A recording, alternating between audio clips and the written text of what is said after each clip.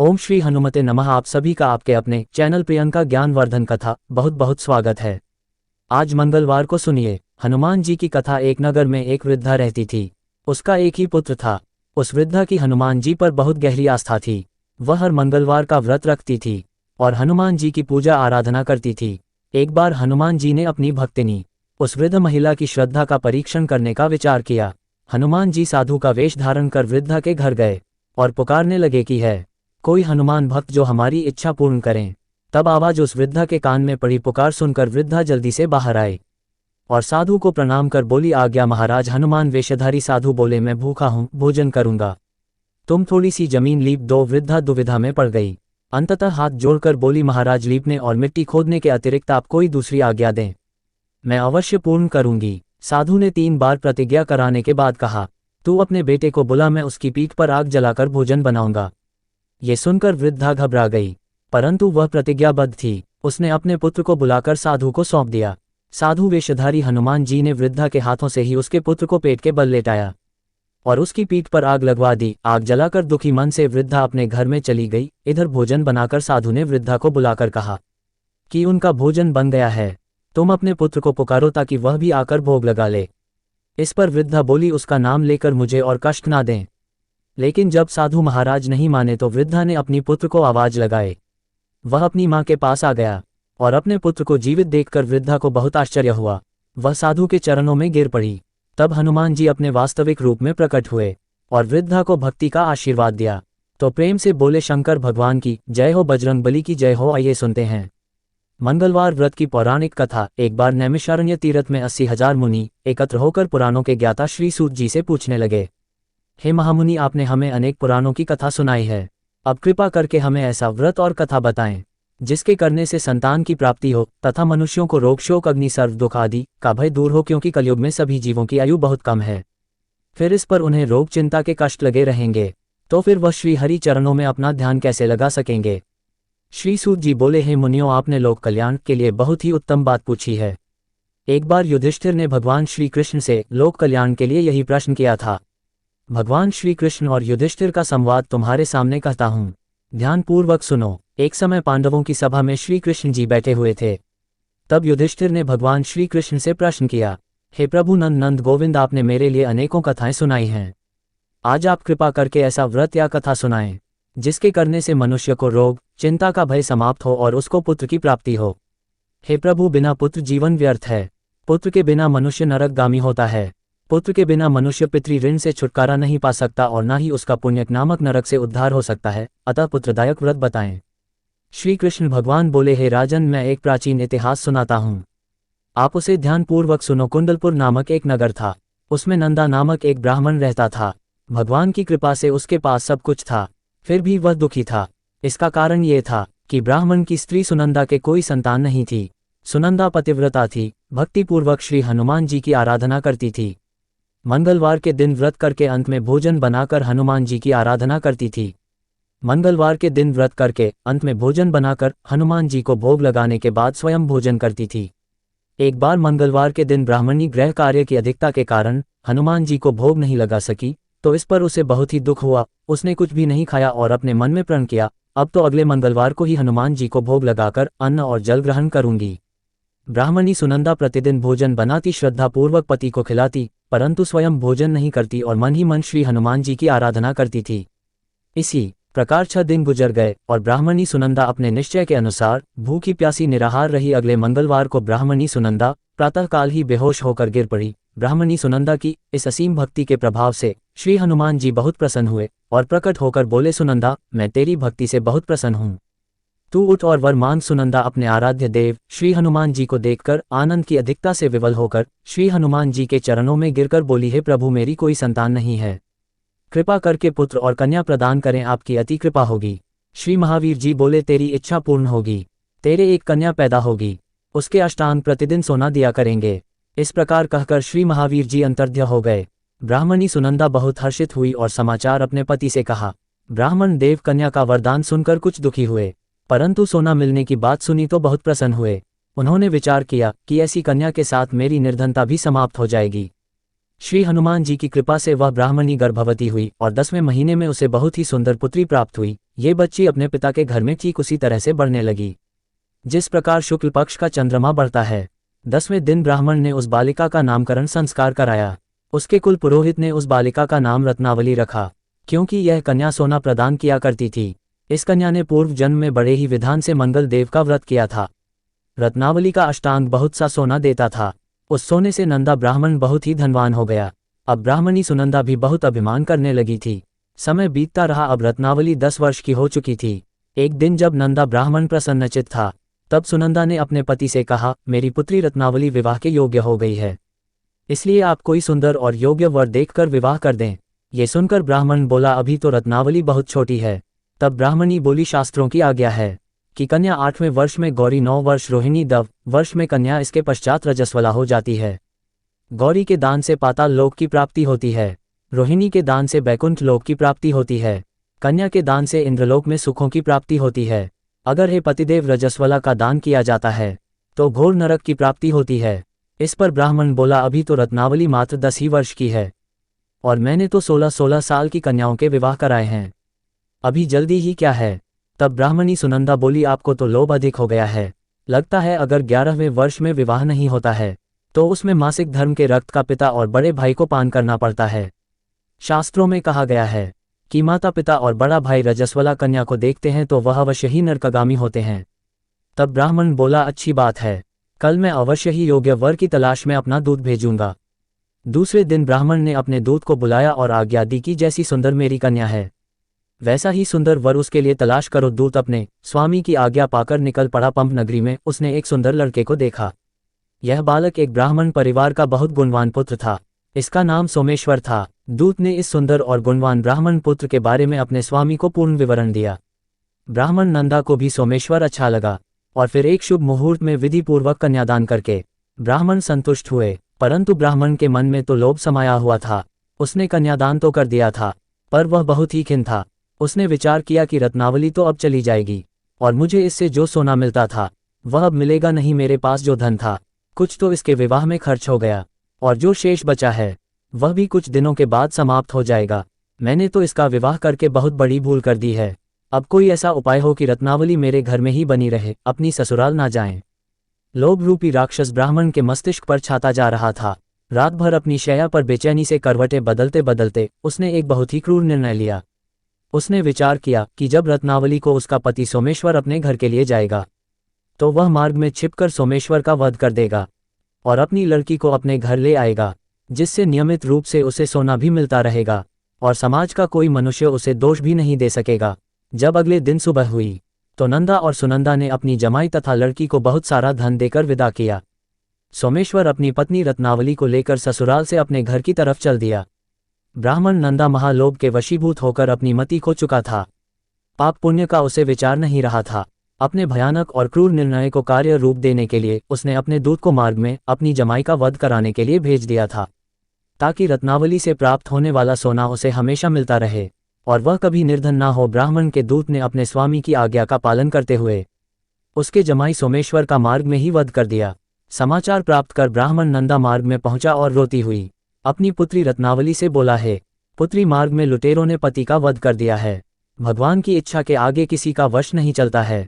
अब तू घर चल, वहां पर ही रहकर शेष जीवन व्यतीत करना। जो भाग्य में लिखा है वही होगा। अपने पति की अकाल मृत्यु से रत्नावली बहुत दुखी हुई, करुण क्रंदन और रुदन करती हुई अपने पिता से बोली, हे पिताजी, इस संसार में जिस स्त्री का पति नहीं है उसका जीना व्यर्थ है। मैं अपने पति के साथ ही अपने शरीर को जला दूंगी और सती होकर अपने इस जन्म को माता पिता के नाम को तथा सास ससुर के यश को सार्थक करूंगी। ब्राह्मण नंदा अपनी पुत्री रत्नावली के वचनों को सुनकर बहुत दुखी हुआ। विचार करने लगा कि मैंने व्यर्थ ही जमाई वध का पाप अपने सिर लिया है। रत्नावली तो उसके पीछे अपने प्राण तक देने को तैयार है। मेरा तो दोनों तरफ से मरण हो गया, धन तो अब मिलेगा नहीं, जमाई वध के पाप के फल स्वरूप यम यातना भुगतनी पड़ेगी। ये सोचकर वह बहुत ही दुखी हुआ। सोमेश्वर की चिता बनाई गई। रत्नावली सती होने की इच्छा से अपने पति का सिर अपनी गोद में रखकर चिता में बैठ गई। जैसे ही सोमेश्वर की चिता को अग्नि लगाई गई, वैसे ही प्रसन्न होकर मंगल देव वहां प्रकट हुए और बोले, हे रत्नावली, मैं तेरी पति भक्ति से बहुत प्रसन्न हूं, तू वर मांग। तब रत्नावली ने अपने पति का जीवन दान मांगा।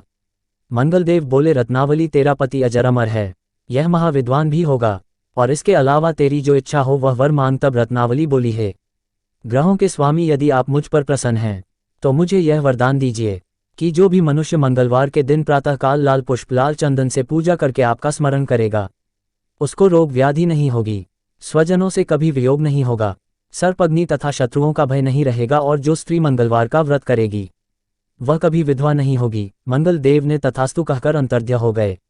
सोमेश्वर मंगल देव की कृपा से जीवित हो उठा। रत्नावली अपने पति को पुनः प्राप्त कर बहुत प्रसन्न हुई, और मंगल देव का व्रत प्रत्येक मंगलवार को करके व्रतराज और मंगल देव की कृपा से इस लोक में सुख ऐश्वर्य को भोगते हुए अंत में अपने पति के साथ स्वर्ग लोक को गए। प्रेम से बोलिए, जय श्री हनुमान। आइए अब सुनते हैं श्री राम नाम की महिमा। लंकापति रावण के वध के बाद जब अयोध्यापति प्रभु श्री राम की कीर्ति दूर दूर तक फैल रही थी और वह मर्यादा पुरुषोत्तम कहलाने लगे थे, तब एक दिन महादेव शिव की इच्छा भी मर्यादा पुरुषोत्तम श्री राम से मिलने की हुई। पार्वती जी को संग लेकर महादेव जी कैलाश पर्वत से उतरकर अयोध्या नगरी के रास्ते पर चल पड़े। भगवान शिव और मां पार्वती को अयोध्या आया देखकर राम जी बहुत खुश हुए। माता जानकी ने उनका उचित आदर सत्कार किया और स्वयं भोजन बनाने के लिए रसोई में चली गई। इस बीच भगवान शिव ने श्री राम जी से पूछा, आपके सेवक हनुमान जी दिखाई नहीं दे रहे हैं? तब श्री राम बोले, वे बगीचे में हैं।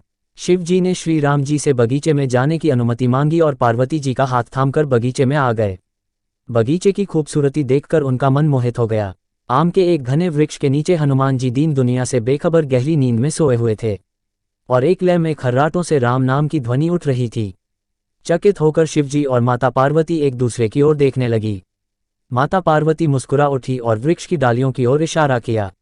राम नाम सुनकर पेड़ की डालियां भी झूमने लगी थी और इनके बीच से भी राम नाम उच्चारित हो रहा था। शिवजी इस राम नाम की धुन में मस्त मगन होकर खुद भी राम राम कहकर नाचने लगे। माता पार्वती जी ने भी अपने पति का अनुसरण किया और अपने कोमल पैर थिरकाने लगी। शिवजी और माता पार्वती जी के नृत्य से ऐसी झनकार उठी कि स्वर्ग लोक के देवता गण भी आकर्षित होकर बगीचे में आ गए और राम नाम की धुन में सभी मस्त हो गए। माता जानकी भोजन तैयार करके प्रतीक्षा कर रही थी, परंतु संध्या गिरने पर भी अतिथि नहीं पधारे। तब अपने देवर लक्ष्मण जी को बगीचे में भेजा। लक्ष्मण जी तो स्वयं को श्री राम का सेवक ही मानते थे, इसलिए बगीचे में आकर जब उन्होंने धरती पर स्वर्ग का नजारा देखा तो स्वयं भी राम नाम की धुन में झूम उठे। महल में माता जानकी जी परेशान हो रही थी कि अभी तक भोजन ग्रहण करने कोई भी क्यों नहीं आया। उन्होंने श्री राम जी से कहा, भोजन ठंडा हो रहा है, चलिए हम ही जाकर बगीचे में से सभी को ले आए। तब जब राम जी बगीचे में गए तो वहां राम नाम की धूम मची हुई थी। हनुमान जी गहरी नींद में सोए हुए थे और उनके खर्राटों से अभी तक राम नाम ही निकल रहा था। श्री राम भाव विवल हो उठे। राम जी ने हनुमान जी को नींद से जगाया और प्रेम से उनकी तरफ निहारने लगे। हनुमान जी प्रभु को आया देखकर शीघ्रता से उठकर खड़े हो गए। नृत्य की सभा भंग हो गई। शिवजी खुले कंठ से हनुमान जी की राम भक्ति की सराहना करने लगे। हनुमान जी सकुचाए लेकिन मन ही मन खुश हो रहे थे।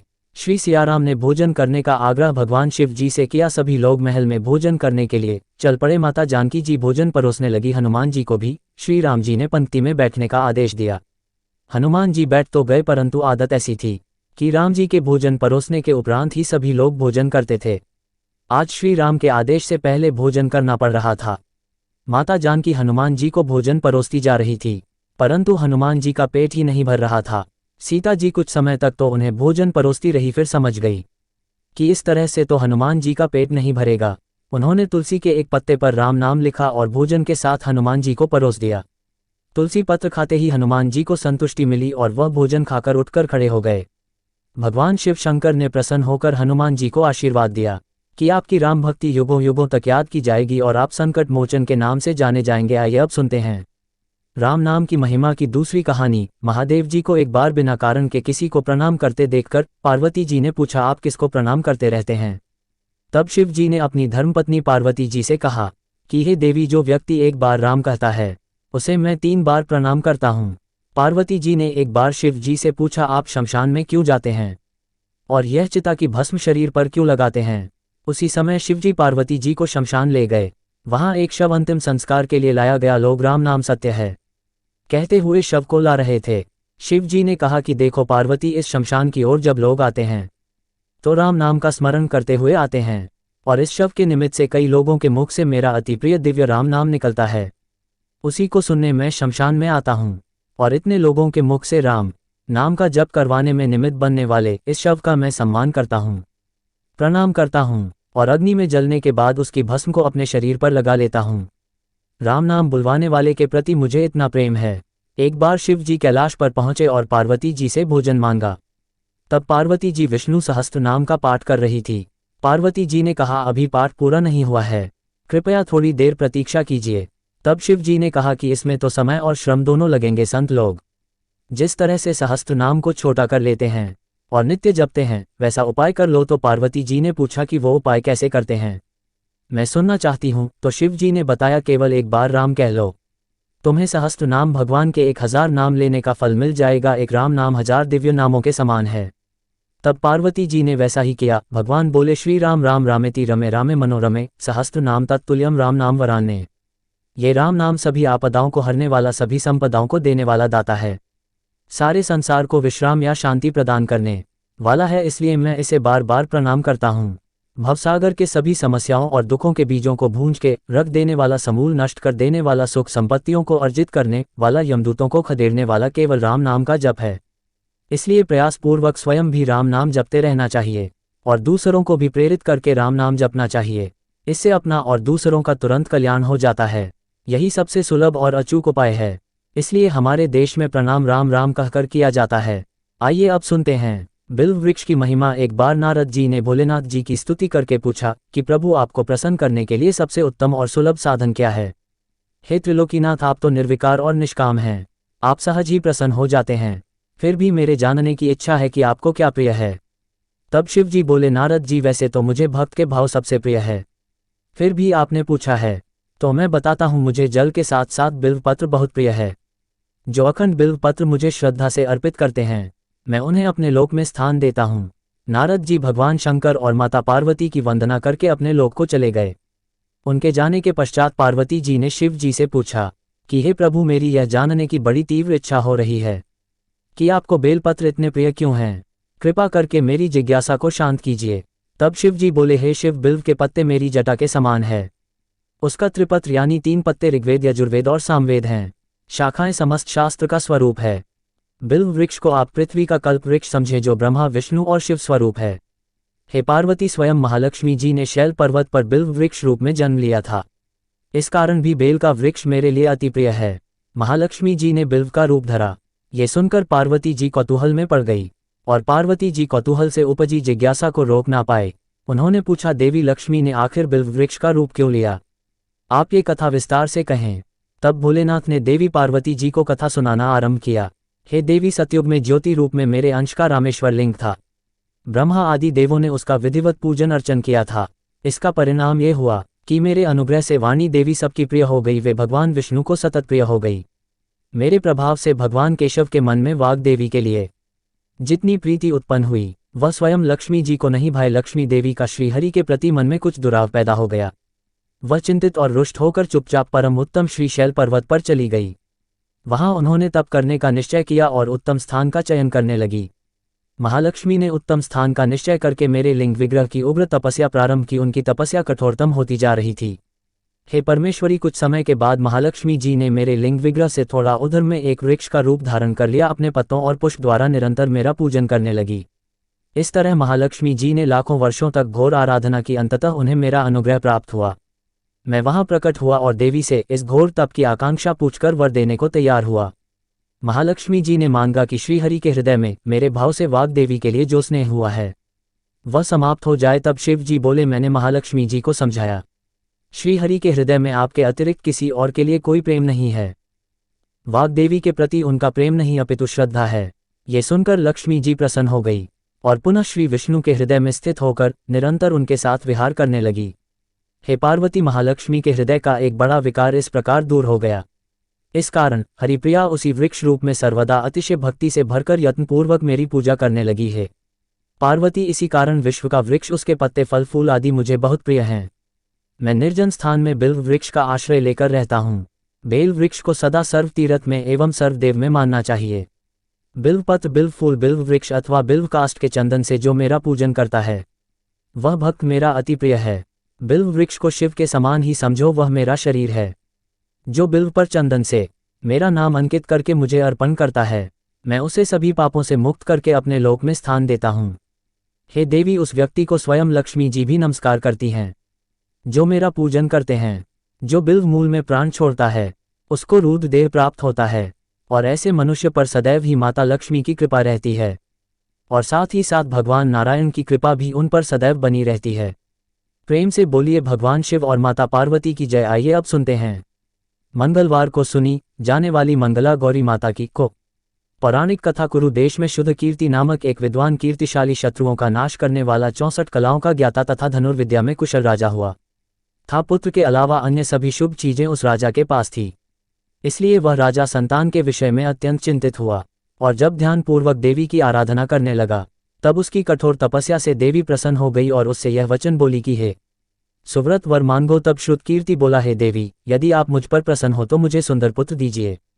हे देवी, आपकी कृपा से अन्य किसी भी वस्तु का अभाव नहीं है। तब उसका यह वचन सुनकर पवित्र मुस्कान वाली देवी ने कहा, राजन, तुमने अत्यंत दुर्लभ वर मांगा है, फिर भी कृपा वर्ष मैं तुम्हें अवश्य दूंगी।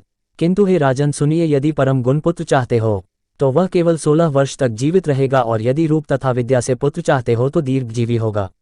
देवी का ये वचन सुनकर राजा चिंतित हो उठा, और पुनः अपनी पत्नी से परामर्श करके उसने गुणवान तथा सभी शुभ लक्षणों से संपन्न 16 वर्ष की आयु वाला पुत्र मांगा। तब देवी ने भक्ति संपन्न राजा से कहा, है नृपुनंदन, मेरे मंदिर के द्वार पर आम का वृक्ष है, उसका एक फल लाकर मेरी आज्ञा से अपनी पत्नी को उसे भक्षण हेतु प्रदान करो, जिससे वह शीघ्र ही गर्भ धारण करेगी, इसमें संदेह नहीं है। प्रसन्न होकर राजा ने वैसा ही किया और उसकी पत्नी ने गर्भ धारण कर लिया। 10वें महीने में उसने देवतुल्य सुंदर पुत्र को जन्म दिया। तब हर्ष तथा शोक से युक्त राजा ने बालक का जात कर्म आदि संस्कार किया और शिव का स्मरण करते हुए उसका नाम चिरायु रखा। इसके बाद पुत्र के 16 वर्ष के होने पर पत्नी सहित राजा चिंता में पड़ गए और वे विचार करने लगे कि यह पुत्र बड़े कष्ट से प्राप्त हुआ है और मैं इसकी दुखद मृत्यु अपने ही सामने कैसे देख सकूंगा। ऐसा विचार करके राजा ने पुत्र को उसके मामा के साथ काशी भेज दिया। प्रस्थान के समय राजा की पत्नी ने अपने भाई से कहा कि आप मेरे पुत्र को काशी ले जाए। मैंने भगवान मृत्युंजय से पूर्व में पुत्र के लिए प्रार्थना की थी और कहा था कि हे विश्वेश, आप जगतपति की यात्रा के लिए मैं उस पुत्र को अवश्य भेजूंगी, अतः आप मेरे पुत्र को आज ही ले जाए और सावधानी पूर्वक इसकी रक्षा कीजिएगा। अपनी बहन की यह बात सुनकर भांजे के साथ वह चल पड़ा। कई दिनों तक चलते चलते वह आनंद नामक नगर में पहुंचा। वहां सभी प्रकार की समृद्धियों से संपन्न वीरसेन नाम वाला राजा रहता था। उस राजा की एक सर्वलक्षण संपन्न युवावस्था प्राप्त मनोहर और रूप लावण्य में मंगला गौरी नामक कन्या थी।